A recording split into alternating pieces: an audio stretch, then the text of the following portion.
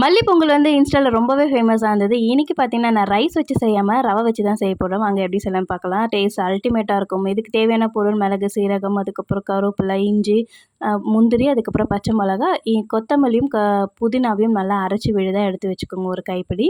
அதுக்கப்புறம் பார்த்தீங்கன்னா, ரவைய நல்லா ரோஸ்ட் பண்ணி எடுத்து வச்சுக்கோங்க. ஒரு கடாய் வச்சுட்டு அதில 2 டேபிள் ஸ்பூன் எண்ணெயும், 2 டேபிள் ஸ்பூன் நெய் ஆட் பண்ணிட்டு, மிளகு, சீரகம், அதுக்கப்புறம் முந்திரி, கருவேப்பிலை, பச்சை மிளகாய் எல்லாத்தையும் இதில ஆட் பண்ணிட்டு, இஞ்சியும் ஆட் பண்ணி, இந்த அரைச்ச விழுதையும் ஆட் பண்ணி நல்லா பச்சை ஸ்மெல் போனதுக்கப்புறம் இது கூட உப்பு ஆட் பண்ணிட்டு, அது கலர் சேஞ்ச் ஆனோன்னும் தேவையான அளவு தண்ணி ஆட் பண்ணிக்கோங்க. அதுக்கப்புறம் நல்லா கொதிக்கும்போது இந்த வறுத்த ரவைய இது கூட ஆட் பண்ணிட்டு, நல்லா ஒரு 10 மினிட்ஸ் மூடி போட்டு எடுத்தீங்கன்னா வந்து, ஒரு தளதளான பொங்கல் கன்சிஸ்டன்சிக்கு வந்துரும். அப்ப நீங்க எடுத்து சர்வ் பண்ணலாம். இது கூட வந்து நீங்க சிறு பருப்பு கூட ஆட் பண்ணிக்கலாம். இன்னைக்கு வந்து நான் ஆட் பண்ணல. இது பார்த்தீங்கன்னா வந்து இது கூட வந்து தேங்காய் சட்னியும், அதுக்கப்புறம் சாம்பாரும் வச்சு சாப்பிட்டு பாருங்க. டேஸ்ட் அல்டிமேட்டா இருக்கும். ரவை சாப்பிடாத உங்க குழந்தைங்களுக்கு இது செஞ்சு கொடுத்து என்ஜாய் பண்ணுங்க. இந்த வீடியோ பிடிச்சிருந்தா மறக்காம சப்ஸ்கிரைப் பண்ணிக்கோங்க. பாய்.